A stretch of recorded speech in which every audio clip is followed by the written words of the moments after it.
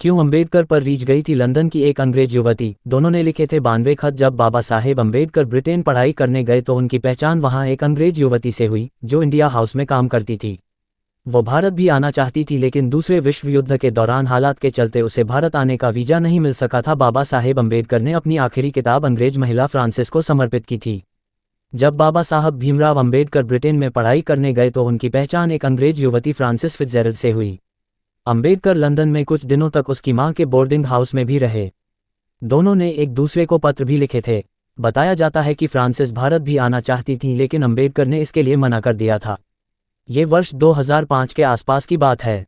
Doctor Bhimrao Ambedkar और अंग्रेज महिला फ्रांसिस फिट्जजेरल्ड के बीच लंबे पत्राचार को किताब के रूप में प्रकाशित करने की योजना बनाई गई। ये कुल मिलाकर 92 पत्र थे जिनसे जाहिर होता है कि इंग्लैंड में पढ़ाई के दौरान फ्रांसिस और अम्बेडकर करीब आ गए थे। कुछ की नज़र में ये एक प्लेटोनिक रिश्ता था। इन 92 पत्रों में फ्रांसिस का अम्बेडकर के प्रति अपनत्व झलकता है और प्यार भी, उनके प्रति फिक्र भी और कुछ हद तक अधिकार की भावना भी। कुछ पत्र प्यार के एहसासों में डूबे हुए थे। किताब के लेखक थे प्रोफेसर अरुण कांबले, जो न केवल अम्बेडकर के विश्वस्त सहयोगी थे बल्कि अम्बेडकर पर साहित्य प्रकाशित करने को लेकर महाराष्ट्र सरकार द्वारा बनाए गए संपादकीय मंडल के सदस्य भी। हालांकि इस किताब के प्रकाशन पर अम्बेडकर के पोते प्रकाश अम्बेडकर ने आपत्ति की थी। अम्बेडकर जिन दिनों इंग्लैंड पढ़ाई करने गए तब वो लंदन में एक बोर्डिंग हाउस में रहे। वहीं उनमें एक अंग्रेज युवती फ्रांसिस में जान पहचान बढ़ी। अम्बेडकर ने अपनी आखिरी किताब भी उसे समर्पित की थी। अम्बेडकर और फ्रांसिस के बीच पत्राचार 1923 में शुरू हुआ और 1943 तक चला। उसके बाद ये रिश्ता अचानक खत्म हो गया। डॉक्टर अम्बेडकर की बायोग्राफी लिखने वाले सीबी खैरमोडे ने 12 खंडों की सीरीज की दूसरे खंड की किताब में फ्रांसिस का जिक्र विस्तार से किया है। जब अम्बेडकर ने अपनी आखिरी किताब what Congress and Gandhi have done to untouchable लिखी तो ये किताब उन्होंने फ्रांसिस को समर्पित की। दोनों के बीच लिखे गए थे 92 पत्र। ये 92 पत्र अम्बेडकर के जीवन पर नई रोशनी डालते हैं। ये भी कहा जाता है कि ये दो बौद्धिक हस्तियों का रिश्ता था। फ्रांसिस उन दिनों हाउस ऑफ कॉमन्स और इंडिया हाउस में टाइपिस्ट थीं।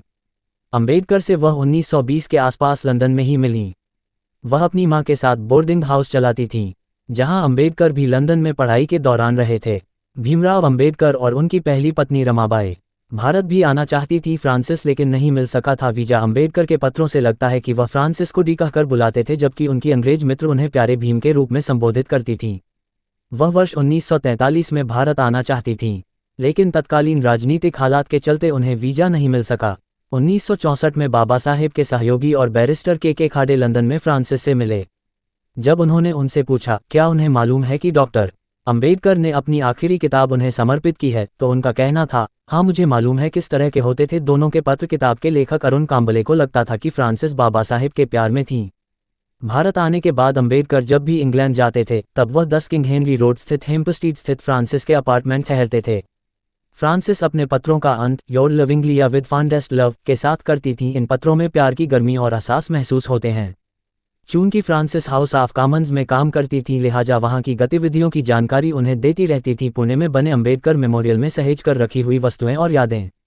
पत्रों में स्वास्थ्य को लेकर चिंता। अक्सर उनके पत्रों में अम्बेडकर के स्वास्थ्य को लेकर चिंता झलकती है। वह एक पत्र में लिखती हैं, मैं सोचती हूँ 16 पाउंड वजन कम होना बड़ी बात है। मैं डर रही हूं कि अगर आप वहां लंबा रह गए तो कंकाल न बन जाएं। आपकी काम करने की क्षमता पर भी असर पड़ेगा। फ्रांसिस का एक पत्र 10 किंग हेनरी रोड प्रिमोज हिल NW 3 डियर तुम्हारे पत्र और 5 पाउंड के चेक के लिए धन्यवाद। मैंने एलीन के लिए गोल्ड रिस्टलेट वॉच और ब्रेसलेट खरीदी है। वह इससे खुश होगी। मुझे दुख है कि तुम यहाँ पार्टी में नहीं होगे। तुमने अभी तक नहीं बताया तुम कहने यहाँ पार्टी में नहीं होगे। तुमने अभी तक नहीं बताया तुम कहने के बाद भी क्यों नहीं आए। क्या दिक्कतें तुम्हें आने से रोक रही थीं? जल्दी से जल्दी आने की कोशिश करो। मैं दिन गिन रही हूँ। मेरे प्यार और देखभाल से तुम फिर अच्छे हो जाओगे। अगर तुम मुझे अपने आने के बारे में बता दोगे तो मैं स्टेशन पर आऊँगी। भगवान तुम्हें हमारे मिलने तक सुरक्षित रखे। प्यार सहित हमेशा तुम्हारी। 1943 के बाद बिल्कुल बंद हो गया पत्राचार। अपने एक पत्र में फ्रांसिस ने उन्हें आगाह भी किया कि वह उसके प्यार में नहीं पड़े, लेकिन न जाने क्या हुआ कि वर्ष 1943 के बाद दोनों के बीच पत्राचार और संबंध खत्म हो गया। अम्बेडकर की व्यस्तताएं भी भारतीय राजनीति में बढ़ गई थीं। फिर अम्बेडकर ने डॉक्टर सविता से की थी दूसरी शादी। वर्ष 1947 के आसपास Baba Saheb diabetes blood pressure से काफ़ी परेशान थे। पैरों में दिक्कत बढ़ गई थी। इलाज की सलाह दी गई। मुंबई की डॉक्टर सविता ने इलाज शुरू किया। वह पुणे के संभ्रांत मराठी ब्राह्मण परिवार से ताल्लुक़ रखती थीं। इलाज के दौरान वह डॉक्टर अम्बेडकर के करीब आईं। दोनों की उम्र में अंतर था। 15 अप्रैल 1948 को अंबेडकर ने अपने दिल्ली स्थित आवास में उनसे शादी कर ली। डॉक्टर भीमराव अंबेडकर। दूसरी शादी पर क्या था लोगों और परिवारजनों का रिएक्शन? जब शादी हुई तो न केवल ब्राह्मण बल्कि दलितों का बड़ा वर्ग भी खासा कुपित था। अंबेडकर के बेटे और नज़दीकी रिश्तेदारों को भी ये शादी रास नहीं आई। खटास जिंदगी भर बनी रही। विवादों को किनारे रखें तो कोई शक नहीं कि डॉक्टर सविता माई, बाद में उन्हें माई ही कहा जाने लगा था, ने पूरी निष्ठा के साथ मरते दम तक अंबेडकर का ख्याल रखा, उनकी सेवा में जुटी रहीं। पहली पत्नी थी रमाबाई। बाबा साहेब की पहली शादी 1906 में हुई थी। बाबा साहेब 15 साल के थे। पहली पत्नी रमाबाई और कम उम्र की। शादी के बाद अंबेडकर की पढ़ाई जारी रही। बैरिस्टरी की पढ़ाई करने के लिए वह इंग्लैंड गए। लौटकर दलितों के उत्थान के अभियान से जोर शोर से जुड़ गए। पहली पत्नी से 5 बच्चे हुए। लंबी बीमारी के बाद रमाबाई का 1935 में निधन हो गया। सूचना सिर्फ मान्यताओं और जानकारियों पर आधारित है। यहाँ ये बताना जरूरी है कि यह मेरा वीडियो किसी भी तरह की मान्यता, जानकारी की पुष्टि नहीं करता है। किसी भी जानकारी या मान्यता को अमल में लाने से पहले संबंधित विशेषज्ञ से सलाह लें। धन्यवाद।